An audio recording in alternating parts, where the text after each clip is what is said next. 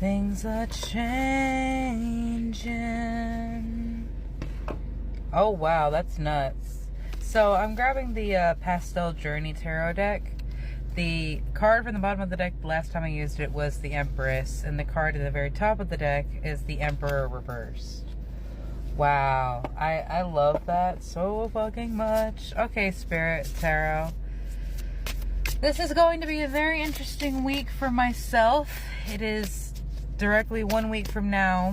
I will be making a very massive transition in my life, one that I've never done before. I will share more about it when it gets closer. We have the Death, Ten of Swords reverse, Emperor's reverse, Nine of Cups reverse, Queen of Pentacles reverse. Yeah, all of this death, all that is changing right now, because that's all the Death card means in tarot. It means change. Things are changing.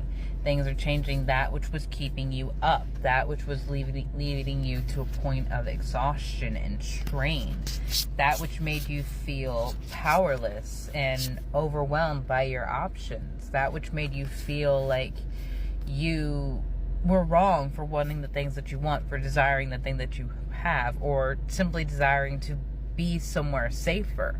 There are some situations that we find ourselves in where we accept it because it's the best we've ever had, but it's still a terrible situation.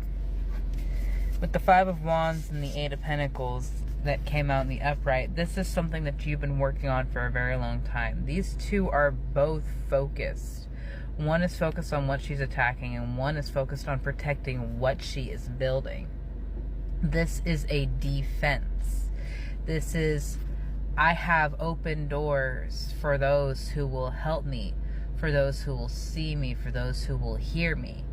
But if you stand against me, if you stand in my way, if you try to be what stops me, what tries to bring me down, you will be met with hellfire. You will be met with rage. And you will be met with your own energy coming back to you.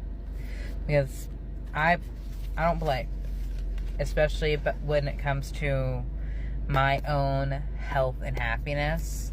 There is so much that we, especially those of us in the Divine Feminine, are taught to just give away because, for whatever fucking reasons, because it says you have to societally, because you feel like it's going to make you feel safe, you feel like it's going to make you easier for people to deal with, whatever the fuck people are telling you to make you give away your power.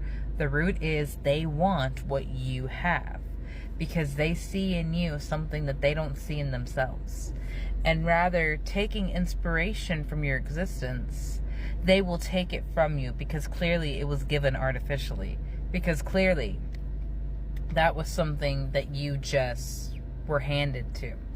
Princess of Cups right here. You obviously didn't do the work for it. You obviously didn't do the things that it took to build that up. Three of Pentacles. No.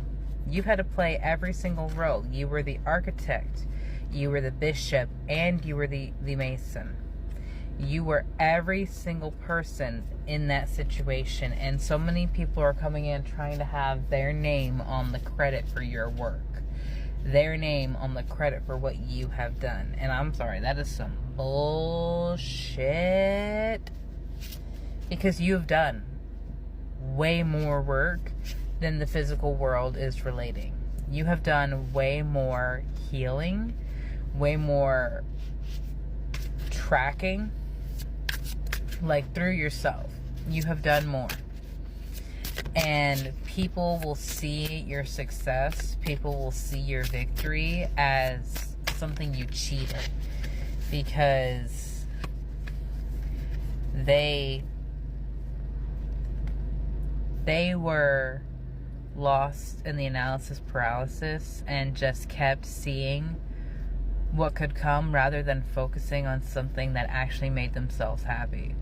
Seven of Cups and the Wheel of Fortune. There are options on both of these. What have you spent your time focusing on?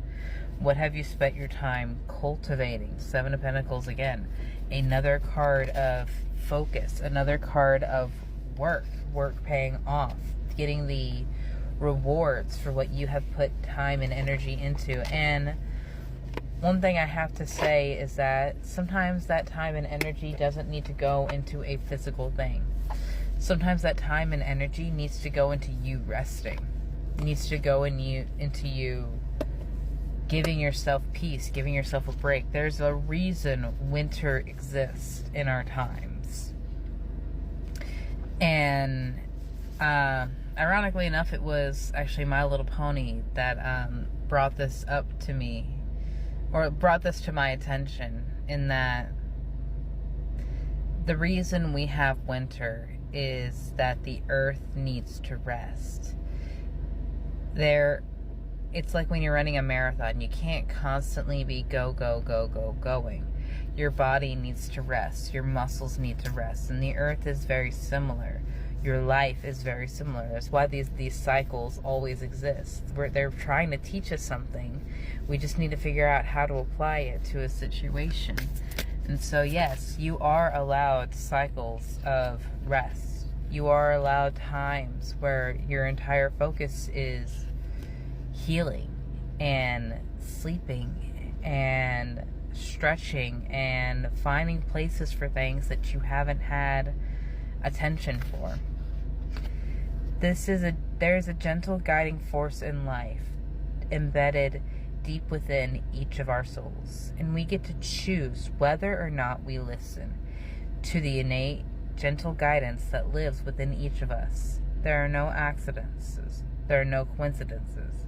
There is only choice and trust that nothing is left to chance. And rather than everything is laid out for us, perfectly plotted and planned, just waiting for us to say yes. Of course, we get to choose, to trust its guidance, to surrender to its knowing. That is the beautiful part of the divine plan, created and crafted specifically to suit the very purpose for which your soul exists. And I want to stress that, for which your soul exists. Not your parents, not your spouses, not your best friends. Your independent path. And there are going to be some people that hold those roles in your life, that hold roles that are very close to you, and they feel like they have a right to weigh in on what is right for you. And there are sometimes those situations where they truly do mean the best for you, and maybe they are speaking from their own experiences or something that you do not see, but you're only going to see those things by going through it. And it's good to have guidance, it's good to have counsel, but when it is inflicted upon you that you will feel this way, you will be doing this, you will miss this, it's creating all of these notions and connotations upon you from another person's perspective, from another person's reasoning and rationales. And that's not accurate. It's like mixing coolants. What will cool one engine system down color-wise, if combined with another color, will create a massive sludgy mess.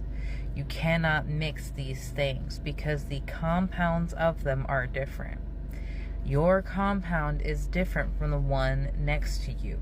You may have been made in the same factory and taken similar lessons, but the choices that you made and what you gained from those lessons make you a staunchly different person than anyone else around you. And that is why you must take what resonates and leave the rest. Because not every word in a message is for you. Not everything that you hear and see is a message from Spirit. You must listen to your intuition and trust yourself to discern what is and is not for your greatest and highest good. Brightest blessings, my loves.